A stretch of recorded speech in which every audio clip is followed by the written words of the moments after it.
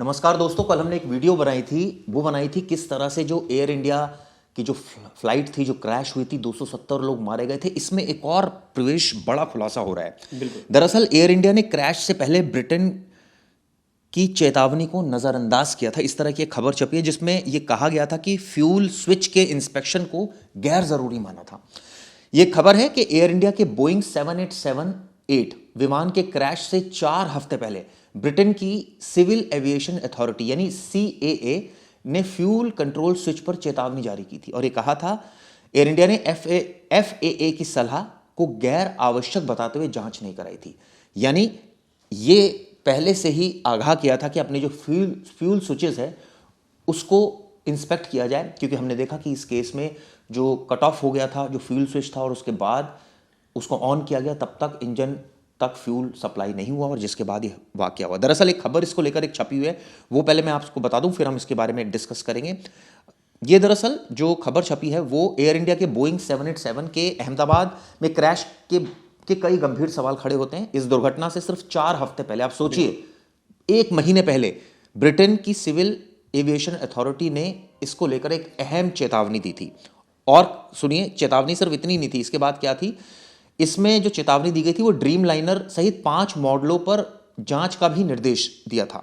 हालांकि air India इसे गैर जरूरी मानता था और जांच नहीं कराई थी। बिल्कुल, ये जो ऑफिसर्स थे जिन्होंने इसे गैर जिम्मेदाराना माना और इसकी जांच नहीं कराई, क्योंकि देखिए जो प्रिलिमिनरी रिपोर्ट आई थी, जो शुरुआती रिपोर्ट, उस रिपोर्ट में बताया गया था कि स्विच जो फ्यूल है वो कट ऑफ हुआ।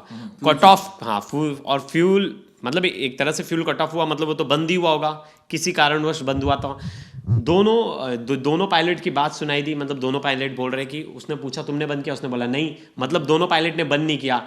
तो इसका मतलब क्या, नज़रअंदाज की हुई चीज़ों की वजह से ही ये दुर्घटना हुई।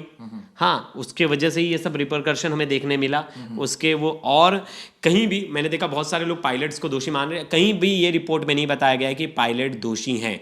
सिर्फ उन्होंने एक चीज़ बताई है, क्या कुछ हुआ था। अब क्या कुछ हुआ के हिसाब से आगे इन्वेस्टिगेशन होगा, उसमें पता चलेगा कि कौन दोषी है कौन नहीं, क्योंकि अभी तक पायलट की इसमें कोई भी गलती नजर नहीं आ रही। पायलट तो बोल रहे हैं कि हमें नहीं पता, बंद, मतलब जो पायलट की बातचीत है उससे तो पता ही नहीं चल रहा फुल कट ऑफ कैसे। अब आप देखिए, जो एयर इंडिया की ये जो सलाह दी गई थी उस पर एयर इंडिया का भी बयान है। एयर इंडिया का कहना है कि FAA द्वारा 2018 में जारी विशेष सूचना बुलेटिन सिर्फ एक सलाह थी, जबकि अनिवार्य नहीं।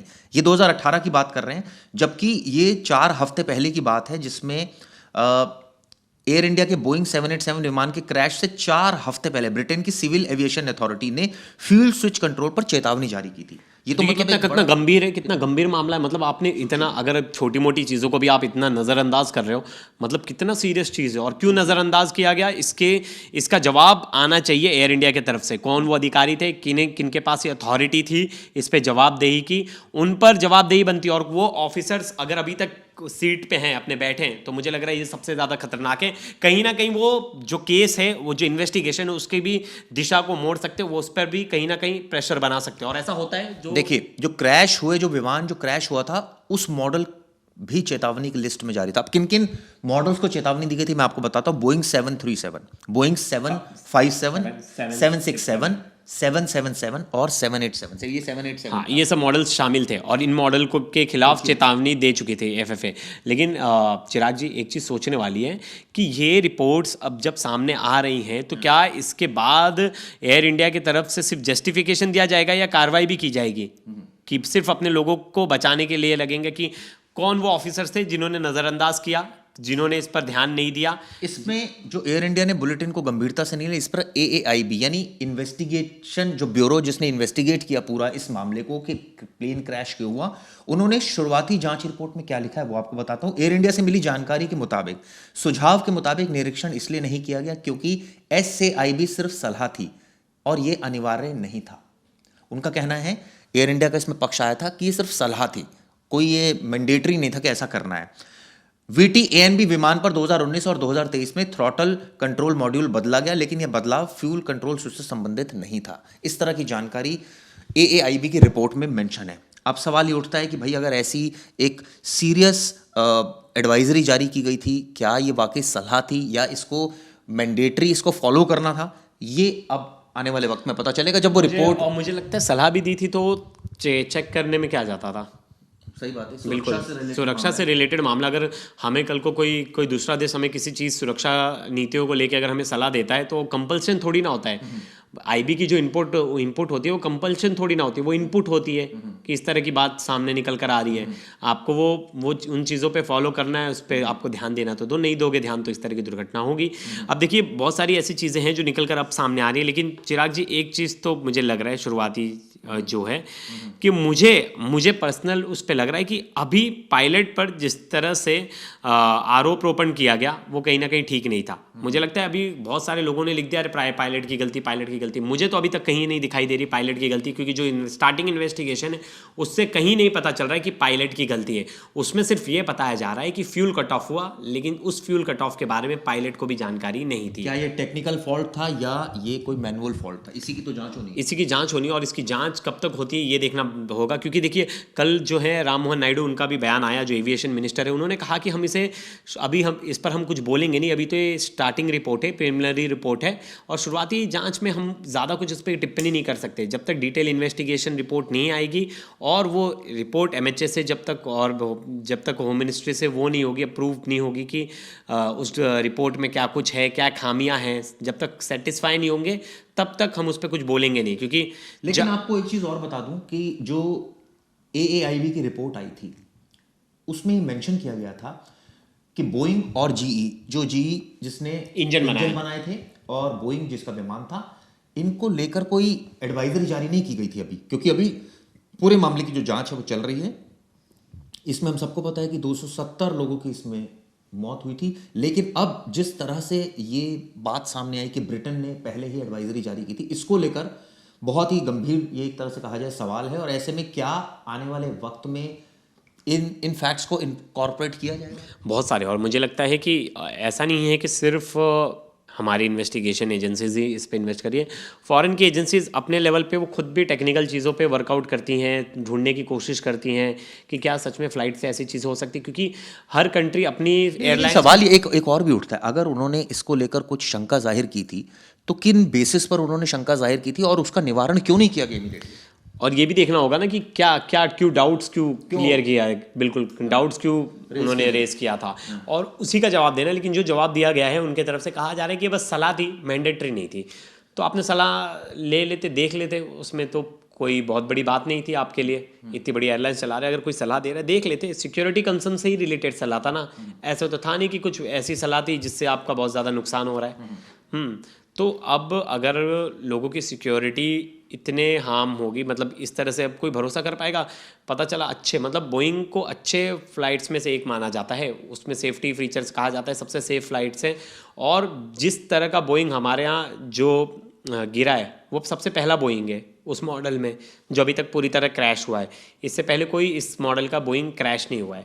तो ये भी अपने आप में चिंताजनक बात है कि ऐसा कैसे हो सकता है, और इतने वेल एक्सपीरियंस पायलट उसको हैंडल कर रहे थे, तो अचानक से दिक्कत कैसे आ गई?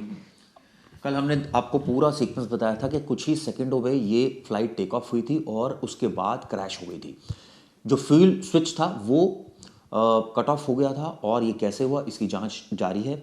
14 पेज की रिपोर्ट आई जिसमें कई सवाल खड़े किए गए, यहाँ तक कि ये कहा गया कि दोनों पायलट अनुभवी थे, दोनों पायलटों के पास अच्छा खासा अनुभव था। और जब कॉकपिट की रिकॉर्डिंग सामने आई जिसमें साफ हुआ कि वो एक पायलट दूसरे से ये भी पूछ रहा था कि आखिर ये फ्यूल स्विच किसने बंद किया।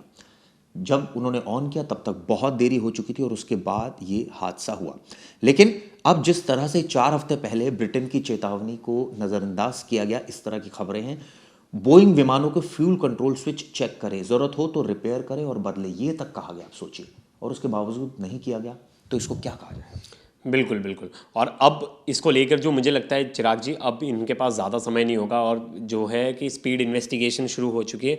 इसमें बहुत सारे लोग हैं, अच्छे ऑफिसर्स हैं। लेकर मैं आपको बता दूं, DGCA का आदेश है सभी बोइंग विमानों के फ्यूल स्विच की जांच की जाए। बिल्कुल, कल ही आदेश आ चुका था और 21 जुलाई को इसमें पूरे बताना था कि इनको आपने सबकी जाँच कर ली है, किसमें फॉल्ट है, कौन सही है, सब कुछ बताना था। तो वो डिटेल मुझे लग रहा है थोड़े दिन में उसके भी डिटेल्स आ जाएंगे। लेकिन एक चीज़ और है, इससे पहले अमेरिका की एक सरकारी एजेंसी है जिसको फेडरल एविएशन एडमिनिस्ट्रेशन कहते हैं, और बोइंग ने रविवार को कहा था कि फ्यूल स्विच का डिज़ाइन लॉकिंग फीचर बोइंग के अलग अलग विमानों में एक ही है, फिर भी हम इसे खतरा नहीं मानते, यानी साफ इनकार किया था इस बात से, जिसके लिए किसी भी बोइंग विमान मॉडल पर डायरेक्टिव देने की ज़रूरत पड़े, यानी कि वो उसको बिल्कुल सेफ मानते हैं। एफएफए और बोइंग ने यह नोटिफिकेशन 11 जुलाई को अहमदाबाद लंदन प्लेन क्रैश की प्रारंभिक रिपोर्ट के बाद जारी किया था, यानी उनका साफ साफ कहना था कि हम कि इसको हाँ, हम इसको टेक्निकल फॉल्ट मानते ही नहीं, इस तरह का फॉल्ट हमारे स्विच से हो सकता है। देखिए अब तो वो तो अपनी कंपनी और अपने एयरबेस का अपने प्लेन के लिए तो बोलेंगे ही, और जाहिर है वो अपने अपने अपने हित में ही बोलेंगे, लेकिन जब तक इन्वेस्टिगेशन जो पूरी रिपोर्ट नहीं आती तब तक हमें किसी निष्कर्ष पे नहीं जाना चाहिए और हमें किसी के ऊपर दोषारोपण नहीं करना चाहिए, खास करके जिस तरह से पायलट्स को टारगेट किया जा रहा है। लेकिन वो तो नहीं। एक्सपर्ट्स का क्या कहना है कि पायलटों को जल्दबाजी में दोषी बता दिया गया, इस तरह की बिल्कुल, बातें सही कुछ बात है। एक्सपर्ट्स से कल हम इसी का डिस्कशन हमने किया था। हमने बताया था कि जो 2-4 जो पूर्व जो अच्छे ऑफिसर्स थे एयरफोर्स के, वहीं सिविल एविएशन से जुड़े हुए लोग थे, उन सब ने कहा कि शुरुआत में ही, और आपको याद होगा जो पायलट एसोसिएशन है उनके चेयरपर्सन और एसोसिएशन के लोगों ने कहा कि हमें फेयर ट्रायल चाहिए। फेयर ट्रायल के लिए वो क्या मांग कर रहे पता है चिराग जी? बोल रहे एसोसिएशन का कोई बंदा उस इन्वेस्टिगेशन में साथ हो जो ये सुनिश्चित कर सके कि फेयर ट्रायल हो रहा है, फेयर इन्वेस्टिगेशन हो रहा है। और उन्होंने बोला था कि शुरुआत में ऐसा लग रहा था कि पूरा जो दोष है वो कहीं ना कहीं पायलट पे डाल दिया। आप सोचिए रोज़ाना कितनी फ़्लाइट टेक ऑफ करती हैं, लैंड करती हैं, खासकर अगर भारत की बात करूँ डोमेस्टिक फ़्लाइट्स हर एक शहर से ऑलमोस्ट चलती हैं। अब सवाल ये उठता है कि ऐसे में कितना बड़ा रिस्क होता है जब कोई हवाई यात्रा कर रहा होता है। हालांकि ये भी एक फैक्ट है कि जो एक्सीडेंट की जो अगर एक तरह से फिगर्स जांची जाए तो 1% है, 1% लेकिन वो ठीक है, लेकिन फिर भी अब लेकिन वो भी 1% में अगर एक्सीडेंट हो गया तो कितनी जानें एक साथ चली जाती हैं, ये भी है। कितनी ज़्यादा हैं। आप सोचिए इसमें भी 270 लोग। तो हम ये चाहते हैं कि जो हमारा वीडियो बनाने का मकसद एक ही है कि कमियां पता चले क्या है और उनका निवारण हो, और जो रिपोर्ट्स हैं उससे आपको अवगत कराई जाए कि रिपोर्ट में क्या क्या मेंशन किया जाए, क्योंकि हमारा पर्पस ये है कि हर एक यात्री की जान कीमती है और किसी के साथ इस तरह का हादसा नहीं होना चाहिए। ये वीडियो दोस्तों कैसे लगी जरूर बताइए। शुक्रिया।